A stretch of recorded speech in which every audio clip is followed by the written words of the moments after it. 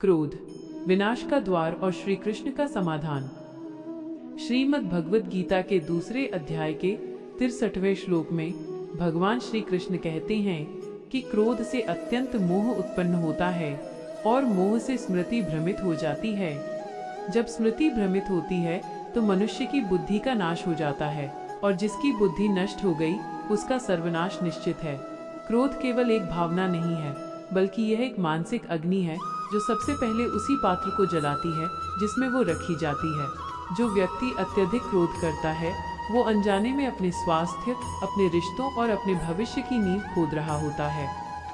श्री कृष्ण अर्जुन को समझाते हैं कि नरक के 3 द्वार हैं, काम, क्रोध और लोभ। इनमें क्रोध सबसे भयानक है क्योंकि यह व्यक्ति को विवेकहीन बना देता है। विवेकहीन मनुष्य उस अंधे व्यक्ति के समान है जो उजाले में भी गड्ढे में गिर जाता है। क्रोध का मुख्य कारण हमारी अधूरी इच्छाएं और अपेक्षाएं हैं। जब हम संसार से अपनी इच्छा के अनुसार परिणाम चाहते हैं और वह नहीं मिलता तो मन में क्षोभ उत्पन्न होता है। यही क्षोभ जब उग्र रूप धारण करता है तो उसे हम क्रोध कहते हैं।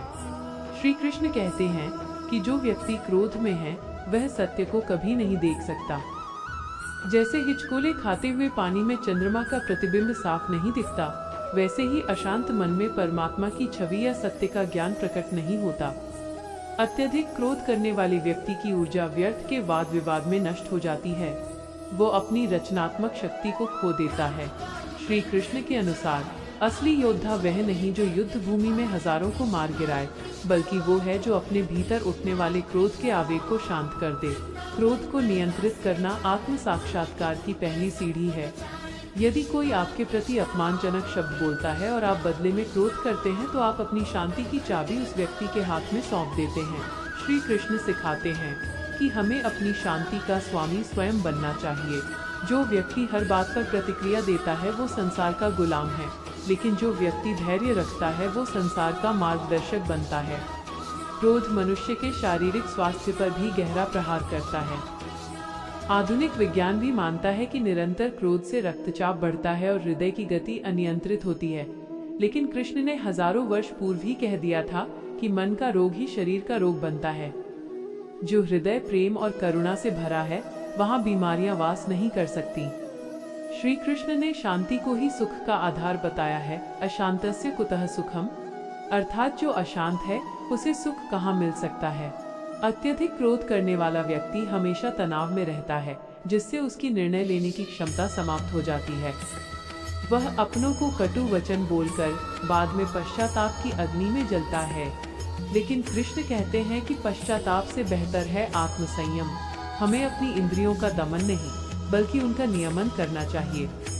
भगवान कहते हैं कि जब भी क्रोध आए तो तुरंत प्रतिक्रिया न दें, मौन रहना सीखें। मौन वह कवच है जिससे क्रोध के बाण टकराकर टूट जाते हैं। श्री कृष्ण का पूरा जीवन ही शांति और कूटनीति का उदाहरण है।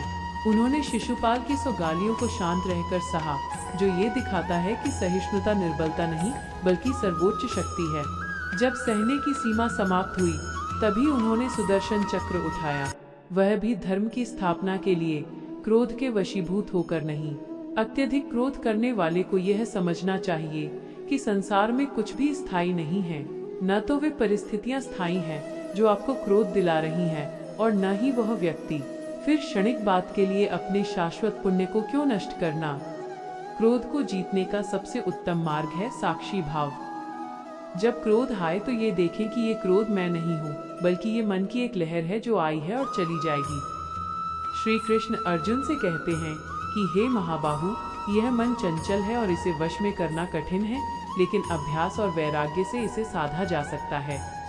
क्रोध पर विजय पाने के लिए भक्ति का आश्रय लें। जब मन गोविंद के चरणों में लगा होता है तो संसार की छोटी छोटी बातें विचलित नहीं करती। जो व्यक्ति सब में ईश्वर को देखता है वो भला किस पर क्रोध करेगा, क्योंकि दूसरा भी उसी परमात्मा का अंश है।